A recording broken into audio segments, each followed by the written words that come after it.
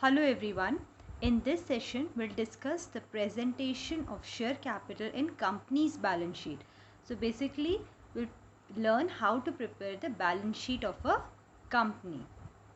So the format is extract of balance sheet of name of the company as at accounting year. Particulars, note number, amount of current year and amount of previous year. So the heading is equity and liabilities, under which the shareholders fund will be the subheading. So there will be three things included under shareholders fund, that is share capital, reserves and surplus, and money received against the share warrants. So as per Schedule 3 of Companies Act 2013, the share capital is to be disclosed in a company's balance sheet in this manner, and there is a format to calculate the share capital. So as per Schedule 3, the disclosure of share capital are to be provided in notes of account. So this is the format to calculate the share capital. So what is share capital? Share capital is the capital raised by the company by issue of shares. So authorized capital will be the first heading under share capital. Authorized capital is, it is the maximum capital for which a company is authorized to issue shares during its lifetime.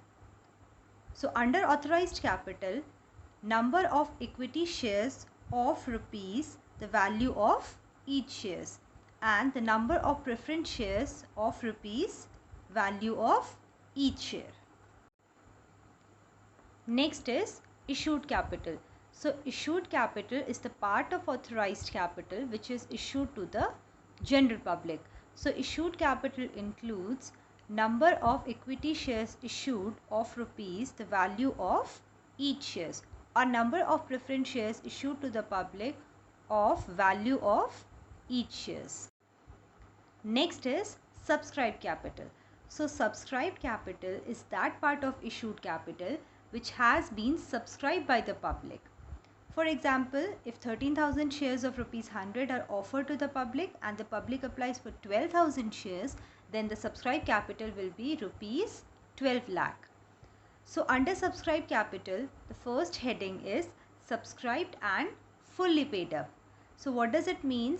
It means when the entire amount of face value of a share is called up by the company and it is also paid up by the shareholder, then it is said to be subscribed and fully paid up. So it includes number of equity shares subscribed and paid up by the public of value of each shares, or number of preference shares subscribed and paid up by the shareholders of value of each share. Next heading is subscribed but not fully paid up capital, which means when the company has called up the full nominal value of the shares but the shareholder has not paid some part of the nominal value of shares, then it is said to be subscribed but not fully paid up.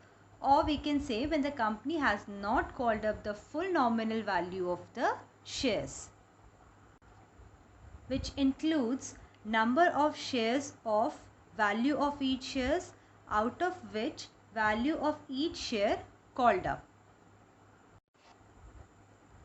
Next we will subtract the calls in arrears. What are calls in arrears? Calls in arrears means the amount which has not been paid by the shareholders on calls, or the amount which has not been paid by the directors and the officers of the company or by the others. So it becomes calls in arrears. And at last we will add the forfeited shares. What are forfeited shares? Forfeited shares means when the company cancels the shares of the shareholders because of non-payment by the shareholders.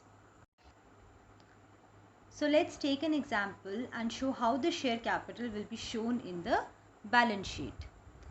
So the question is, A Limited has registered its capital as rupees 40 lakh divided into 4 lakh shares of rupees 10 each.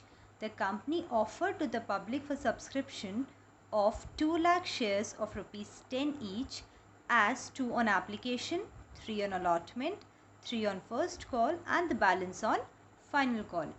The company received application for 2,50,000 shares. The company finalized the allotment on 2 lakh shares and rejected the application for 50,000 shares. The company did not make the final call. The company received all the amounts except on 2,000 shares where call money has not been received. Show the above amounts in the notes to accounts of the balance sheet of A Limited. So according to the format of balance sheet, to calculate the share capital, the first heading will be authorized capital. So the company has registered with 40 lakh divided into 4 lakh shares of 10 each, which means the authorized capital of the company will be 4 lakh into 10, that is 40 lakh.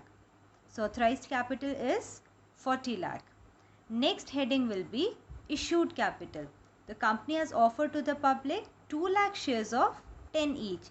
So out of the authorized capital, 2 lakh were issued to the public. So the issued capital amount will be 2 lakh into 10, that is 20 lakh. Next heading is subscribed capital. So according to the question, the company has offered to the public 2 lakh shares and the public has applied for 2,50,000 shares. So this is a case of oversubscription where the subscribed capital is more than the issued capital. And the company has finalized 2 lakh shares for allotment and it has rejected 50,000 shares. That means now all the calculation will be made on 2 lakh shares because 2 lakh shares has been allotted by the company.